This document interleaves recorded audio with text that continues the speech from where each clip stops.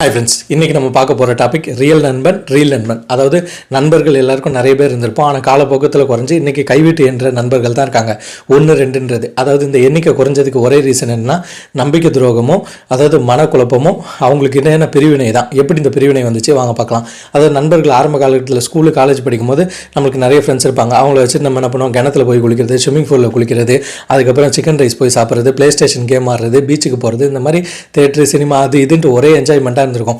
ஆனால் காலப்போக்கத்தில் குறைஞ்சிக்கிட்டே வரதுக்கு ரீசன் என்னென்னா, அந்த நண்பர்கள் அப்போ காசு பெருசாக இருக்காது. இல்லைனா கூட ஆளுக்கு 10 ரூபா 20 ரூபாலாம் போட்டு ஒவ்வொரு இடத்துக்கு போய்ட்டு என்ஜாய் பண்ணிட்டு இருந்தப்போம். ஆனால் இன்றைக்கி காசு இருந்தாலும் அந்த நண்பர்கள் உண்மையாக இருக்க மாட்டாங்க. அதாவது பார்த்திங்கன்னா, இப்போ உதாரணத்துக்கு இன்றைக்கி ஒரு நண்பரை ஏதோ ஒரு பார்ட்டி ஃபங்க்ஷன் வருது, அந்த இடத்துல எல்லாருமே கூடியிருக்காங்க, ஒரு ஞாயிற்றுக்கிழமை வருது, இவன் தண்ணி அடிக்க போகிறான்னா அவன் வருவான், இவன் ஒரு 500 ரூபா எடுத்துகிட்டு வருவான், அவன் 100 ரூபா எடுத்துகிட்டு வருவான். சரி, ஒரு நாள் தானே அட்ஜஸ்ட் பண்ணின்னு விட்டா மறுநாள் பார்த்தா அதே வேலையை பண்ணுவான்.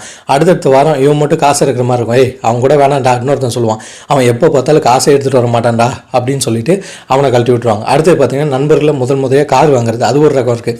ஒருத்தன் கார் வாங்கிட்டா போதும், கூட்டத்தில் அந்த காரை வச்சு ஃப்ரெண்ட்ஸை வச்சு நல்ல ட்ரிப் அடிப்பான். அடுத்த ட்ரிப்பில் பார்த்தீங்கன்னா, இவன் வேண்டாம் அவன் வேண்டாம், அவன் காசு கம்மியாக கொடுக்குறான், அவன் உட்காரவே தெரிலடா, சீட்டை கிழிச்சிட்றான், அப்படி இப்படின்னு சொல்லிட்டு ஏகப்பட்ட விஷயங்கள் பாலிடிக்ஸ் நடந்துடும்.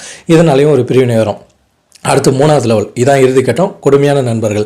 அதாவது இவனை நம்பி அவன் வீட்டுக்குள்ளே சேர்ப்பான்.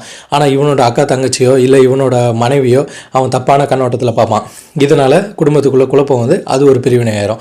அடுத்தது பார்த்திங்கன்னா, இன்னொருத்தன் கேஸ்காரன். இது ஃபைனல் ஸ்டேஜ். அதாவது கேஸ்காரன்னா என்னென்னா, எப்போ பார்த்தாலும் கோவப்பட்டுகிட்டே இருப்பார் அந்த நண்பர். அவரால் இவர் கூட போகிறதுனால இவருக்கும் பிரச்சனை வரும். இவங்க வீட்டிலே சொல்லுவாங்க, அவன் கூட சேர்ந்து நீ கேஸ் வாங்கிட போகிறடா, அவன் ரவுடித்தனம் பண்ணிட்டு அவன் கூட பழக்கத்தை நிறுத்திடுறான்னு.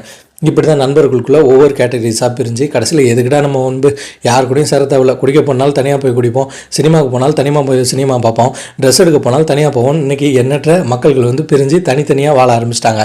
ஆனால் ஒரு காலகட்டத்தில் தாய் தகப்பன் அக்கா தங்கை அண்ணன் தம்பிக்கு அடுத்தது நண்பர்களோட உறவு தான் நீடிச்சிருந்திருக்கு. இவனுக்கு என்ன பிரச்சனை வந்தாலும் நண்பர்கள் இருக்காங்க, யாரும் தொட மாட்டாங்க.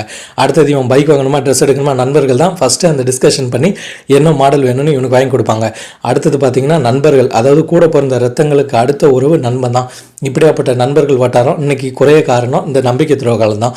உங்கள் நண்பர் எப்படியாப்பட்டவர், உங்களோட நண்பர் என்னென்ன செஞ்சாருன்றதை நம்ம கமெண்ட் பாக்ஸில் போடுங்க. அதை பற்றி நம்ம விரிவாக விவாதிப்போம். ஓகே ஃப்ரெண்ட்ஸ், ஷேர் பண்ணுங்கள், சப்ஸ்கிரைப் பண்ணுங்கள், லைக் பண்ணுங்கள். பாய்.